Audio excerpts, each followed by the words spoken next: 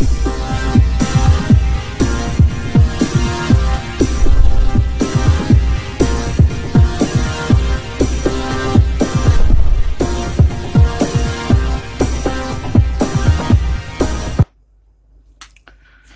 दोस्तों, सक्सेस मंत्र क्लास में आप लोगों का फिर से एक बार स्वागत है। आज आप लोगों के लिए एक नया टॉपिक लेके आए हैं। ये टॉपिक है भारत में वर्षा का वितरण, यानी भारत में वर्षा कैसे होता है और किन विधियों से होता है उनके बारे में चर्चा करेंगे।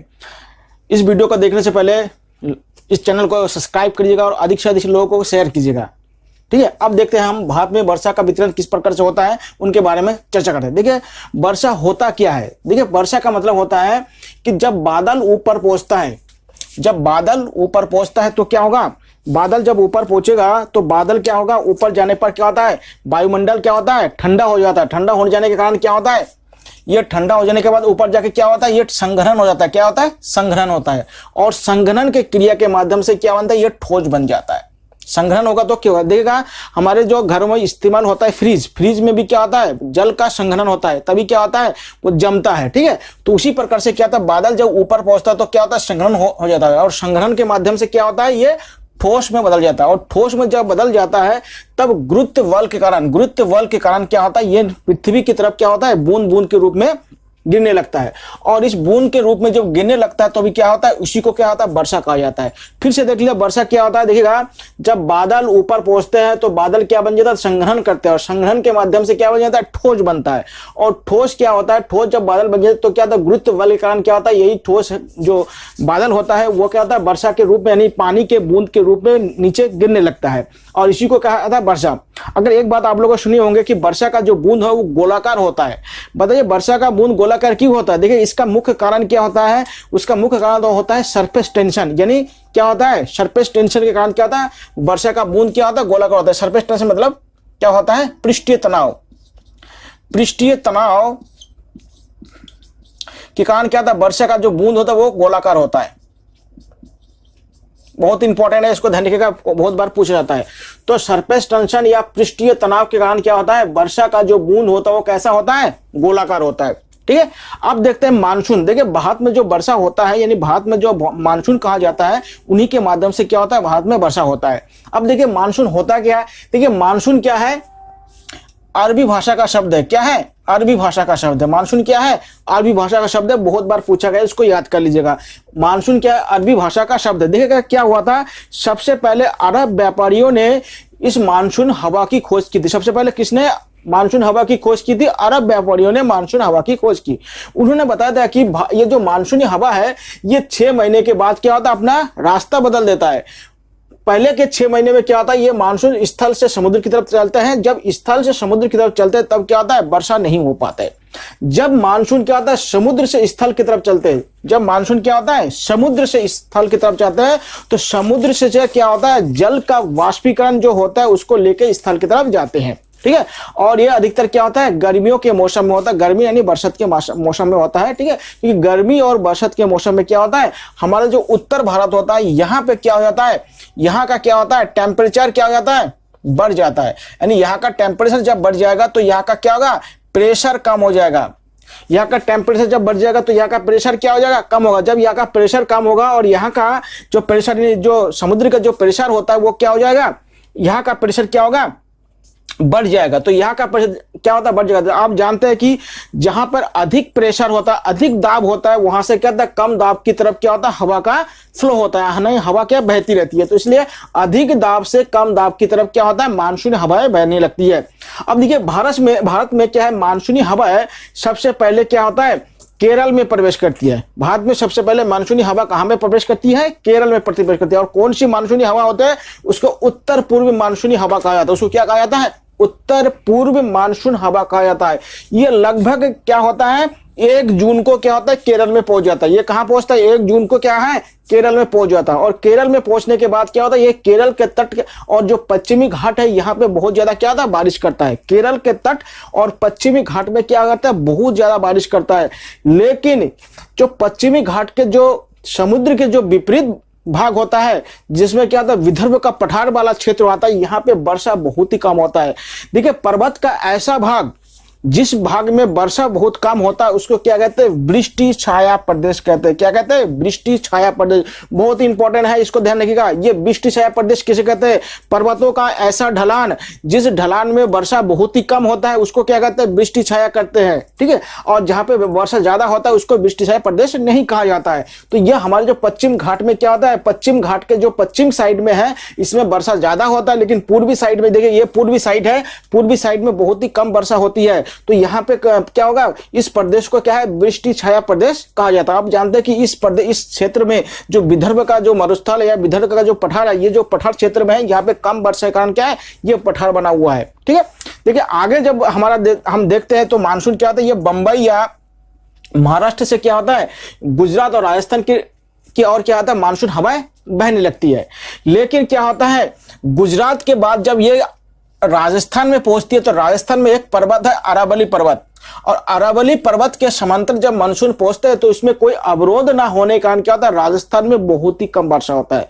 आप जानते हैं कि राजस्थान में कम वर्षा होने का मुख्य कारण क्या है, क्योंकि राजस्थान में जो अरावली पर्वत है वो क्या है, मानसून हवाओं के दिशा के कैसे है, समांतर है।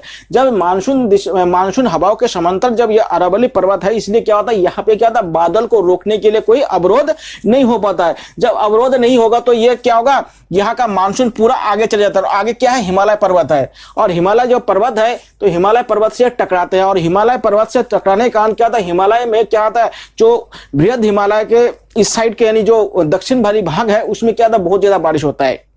हिमालय के जो दक्षिण वाला भाग है उसमें क्या होता है, बहुत ज्यादा बारिश होता है। लेकिन हिमालय के जो उत्तर वाले भाग में उसी में क्या होता है, फिर यहाँ पे वर्षा नहीं हो पाता है। ठीक है, क्यों, क्योंकि ये फिर से क्या बन जाता है, वृष्टि छाया प्रदेश बन जाता है। कैसा क्षेत्र बन जाता है, वृष्टि छाया प्रदेश बन जाता है। इसलिए आप लोग जानते हैं कि भारत में सबसे जो कम वर्षा होता है कहां होता है, लेह में होता है। भारत में सबसे ज्यादा कम वर्षा कहां है, ये लेह वाला क्षेत्र में होता है। बहुत ध्यान रखिएगा, ये क्वेश्चन बहुत बार पूछता है। लोग अधिकतर क्या राजस्थान में लगा देते हैं। राजस्थान में सबसे कम वर्षा नहीं होता, बल्कि कहां पे होता है, लेह में होता है। लेह में कम वर्षा क्यों होता है, क्योंकि ये हिमालय पर्वत को क्या है, बादल क्या होता है, पार नहीं कर पाता। जब बादल हिमालय पर्वत को पार नहीं कर पाते तो क्या होता है, बादल क्या होता है, यहां से मुड़ने लगते हैं, और जो हमारे जो लद्दाख वाला क्षेत्र है, ये लेह वाला क्षेत्र, यहाँ पे वृष्टि छाया प्रदेश बन जाता है। जब वृष्टि छाया प्रदेश बन जाता है तो क्या होता है, इसको यहाँ पे वर्षा नहीं हो पाता। इसलिए क्या होता है, सबसे हमारे देश में सबसे कम वर्षा कहां पे होता है, लेह में होता है। इसलिए क्या होता है, जो ये लद्दाख वाला जो क्षेत्र है, इसी ये लेह वाला क्षेत्र, इसको क्या होता है, शीत मरुस्थल कहा जाता है। क्या कहा जाता है, शीत मरुस्थल, क्योंकि यहाँ पे बहुत ही कम वर्षा होता है। और जो मरुस्थल कहा है राजस्थान में, और शीत मरुस्थल अगर आपसे पूछा जाए तो आप किसको लगाएंगे, लेह लद्दाख को लगाएंगे। लेह लद्दाख क्या भारत में शीत मरुस्थल कहा जाता है। ठीक है, अब देखिए जब ये हिमालय से टकराते हैं तो हिमालय से टकराने के बाद क्या होता है, ये भारत से क्या होता है, फिर वापस आने लगता है। और वापस आते आते क्या होता है, इसको महीने में नवंबर दिसंबर का लग जाता है। और ये वापस आने वाले जो मानसून होता है उसको क्या कहते हैं, दक्षिण पश्चिमी मानसून कहा जाता है। ये क्या है, दक्षिण पश्चिमी मानसून है। और दक्षिण पश्चिमी मानसून से क्या है, तमिलनाडु में बारिश होता है। कहां होता है, तमिलनाडु में बारिश होता है। और इस दक्षिण पश्चिम मानसून को लौटते हुए मानसून भी कहा जाता है। ध्यान रखिएगा, ये बहुत ही इंपॉर्टेंट है। ये जब मानसून वापस लौटने लगते हैं तब क्या होता है, उसे दक्षिण पश्चिम मानसून कहा जाता है। और इसी दक्षिण पश्चिम मानसून को क्या कहा जाता है, लौटते हुए मानसून कहा जाता है। और इसी लौटते हुए मानसून से क्या होता है, तमिलनाडु में बहुत बारिश होता है। और तमिलनाडु में नवंबर और दिसंबर में बारिश होता है। इसलिए तमिलनाडु में जो बारिश होता है उसको शीतकालीन वर्षा कहा जाता है। उसको क्या कहा जाता है, शीतकालीन वर्षा कहा जाता है। तो तमिलनाडु में क्या होता है, शीतकालीन वर्षा होता है। तमिलनाडु से क्या होता है, ग्रीष्मकालीन वर्षा नहीं हो पाता है। क्यों, क्योंकि यहाँ पे देखिएगा, यहाँ पे 2-3 पहाड़ियां है। कौन कौन सा पहाड़ियां है, अन्नामलाई की पहाड़ी है। यहाँ पे क्या है, अन्नामलाई की पहाड़ी है, कडरमम की पहाड़ी है, इलायची की पहाड़ी है। इन पहाड़ियों को क्या है, ये मानसून हवा क्या होता है, पार नहीं कर पाते। इसलिए जब पार नहीं कर पाएगा तो क्या होगा, ये तमिलनाडु के क्षेत्र में क्या है, मानसून हवा नहीं पहुंच पाते हैं। इसलिए क्या होता है, यह बारिश नहीं हो पाता है। इसलिए तमिलनाडु में कैसे बारिश होता है, लौटते हुए मानसून से बारिश होता है। कब होता है, नवंबर और दिसंबर में बारिश होता है। कब होता है, नवंबर और दिसंबर में बारिश होता है। अब देखते हैं कि अरब सागर वाले मानसून का क्या स्थिति होती है। देखिए अरब सागर के जो मानसून होता है, ये क्या है, जो सुंदरबन के डेल्टा को पार करके क्या है, ये बांग्लादेश से होते हुए क्या है, भारत में पहुंचते हैं। और भारत में एक जगह है, मेघालय में, भारत में क्या है, मेघालय में एक जगह है जिसे मासिनराम कहा जाता है, जहां पे दुनिया का सबसे अधिक वर्षा होता है। दुनिया का सबसे अधिक वर्षा कहां पे होता है, मासिनराम होता है। अब बताइए यहाँ पे सबसे अधिक वर्षा होने का कारण क्या है, क्योंकि मेघालय में गारो, खासी और जयंतिया की घाटियां है, यानी पहाड़ियां। इन घाटियों में जब बादल प्रवेश कर जाती है तो क्या होता है, बादल को यहां से निकलने का रास्ता नहीं मिल पाता है। जब बादलों को यहां से निकलने का रास्ता नहीं मिल पाता तो यहाँ पे घनघोर वर्षा होता है, जिसको मूसलाधार वर्षा कहा जाता है। और इससे क्या होता है, इस मासिनराम क्षेत्र में क्या होता है, सबसे ज्यादा बारिश होती है। और जैसे कहते हैं 11,000 सेंटीमीटर तक की बारिश क्या होता है, यहाँ पे होते रहते हैं। और इसीलिए क्या होता है, दुनिया का सबसे ज्यादा बारिश कहाँ पे होता है, मासिनराम। और सबसे कम बारिश भारत में कहां होता है, लेह में। और सबसे ज्यादा कहां होता है, मासिनराम। क्यों? क्योंकि यहाँ पे गारो, खासी और जयंती की पहाड़ी क्या होता है, बादल को क्या होता है, घाटी से बाहर नहीं निकल देता है और यहाँ पे पहाड़ियों से टकरा के बहुत ज्यादा बारिश करते हैं। अब देखिए इन क्षेत्रों में भी बारिश कम होता है, क्योंकि इन क्षेत्रों में क्या पे, यहाँ पे देखिए एक पहाड़ी है जिसको कहते हैं पारसनाथ की पहाड़ी। पारसनाथ की पहाड़ी ये मानसून के समांतर होने के कारण क्या था, ये मानसून आगे चल जाते हैं और ये जो छोटा नागपुर का जो क्षेत्र है या झारखंड, छत्तीसगढ़ और उड़ीसा के कुछ जो भाग है या तेलंगाना के जो भाग है, इनमें क्या था, बारिश नहीं हो पाता है। ठीक है, तो यहाँ पे बारिश नहीं हो पाता है। अब देखते हैं कि ये जो बारिश होता है उसमें एक शब्द आता है जिसको कहते हैं बादल का फटना। आप लोगों ने सुना होगा कि बादल का फटना बहुत सुना होगा। आप लोगों जानते हैं कि 2013 में उत्तराखंड में क्या है, केदारनाथ में एक बहुत बड़ा त्रासदी हुआ था। उस त्रासदी का मुख्य कारण क्या था, बादल का फटना। उसका मुख्य कारण क्या था, बादल का फटना। अब बादल कैसे फटती है, पहले ये बात हम समझते हैं। देखिए क्या होता है कि जब बादल पहाड़ी के चोटी पे पहुंचने लगते हैं ना, तो बादल क्या बन जाता है, ठोस बन जाता है। बादल कैसे बन जाता है, ठोस। और जब बादल ऊपर पहुंचते तो इधर के बादल ठोस है, इधर के बादल ठोस है, तो ऊपर जाके क्या होता है, दो बादल आपस में टकरा जाते हैं। अब जब बादल आपस में टकराएगा तो उससे क्या होता है, यहाँ पे क्या होता है, गर्मी बढ़ जाता है। उसमें क्या, तापमान में वृद्धि हो जाती है। यहाँ पे तापमान में वृद्धि हो जाती है तो क्या होता है, यहाँ पे मूसलाधार बारिश होता रहता है। और इस मूसलाधार बारिश के क्या कारण क्या होता है, उस क्षेत्र में क्या होता है, बाढ़ आने लगती है। और केदारनाथ में यही घटना हुई थी। इसलिए क्या है, केदारनाथ में बादल फटने के कारण क्या, केदारनाथ की घटना हुई थी। कब हुई थी, 2013 में। कहां हुई थी, उत्तराखंड। ठीक है, उत्तराखंड में यह घटना हुई थी। तो फिर से एक बात ध्यान रखिएगा, भारत में जो बारिश होता है उसका मुख्य कारण क्या है, मानसूनी हवाओं के कारण क्या होता है, बारिश होता है। और क्या ये मानसूनी हवाओं क्या आता है, 6 महीने में क्या होता है, अपना रुख या अपना रास्ता परिवर्तित कर देता है। पहले 6 महीने में क्या होता है, स्थल से समुद्र की ओर होता है, और दूसरे 6 महीने में क्या होता है, समुद्र से स्थल की ओर होता है। और इसी कारण क्या होता है, भारत में क्या है, बारिश होता है। ठीक है, तो इसको ध्यान रखिएगा। और हमारे देश में सबसे अधिक वर्षा क्या पश्चिमी घाट में होता है, और ये क्या होता है, मेघालय में होता है। और मेघालय क्या है, इसमें गारो, खासी और जयंती पर्वत के कारण क्या होता है, यहाँ के घाटियों में मासिनराम नामक स्थान पर क्या होता है, दुनिया का सबसे अधिक बारिश होता है। ठीक है, थैंक यू।